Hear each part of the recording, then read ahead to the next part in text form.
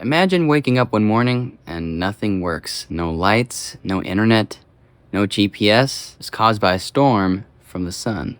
The most powerful solar event ever recorded was the Carrington Event in 1859. Back then, it caused sparks to fly from telegraph lines, setting some on fire. People reported seeing auroras as far south as the Caribbean. Now, it didn't have that big of an effect on their lives back then, but if a solar storm of that magnitude were to happen today, the consequences would be catastrophic. In today's world, nearly everything depends on electricity. Our homes, our businesses, even critical infrastructure like emergency services and hospitals. A solar storm as strong as the Carrington event could fry power grids, disrupt satellites, and take down the internet for months. Experts estimate the economic damage could reach trillions of dollars. So what exactly causes these geomagnetic storms? Essentially, the sun launches a massive burst of charged particles towards our Earth. And when these charged particles come in contact with Earth's magnetic field, they cause geomagnetic storms. These storms can overload power converters, damage satellites, and even disrupt airplane navigation systems. The scary part? It's not a question of if these massive solar storms will occur, it's when. Scientists know these events are inevitable, but predicting their timing is a challenge. Are we prepared for such an event? The short answer is no. Power grids and satellites are particularly vulnerable, and while some protections are being developed, it's still far from foolproof. The effects from such a solar event would ripple across every aspect of our lives, from financial systems to even the food supply chain. Monitoring solar activity is a key aspect to staying prepared. Early warnings can give us hours or even days to brace for impact, reducing potential damage and keeping you and your family safe. Sign up at flareware.com,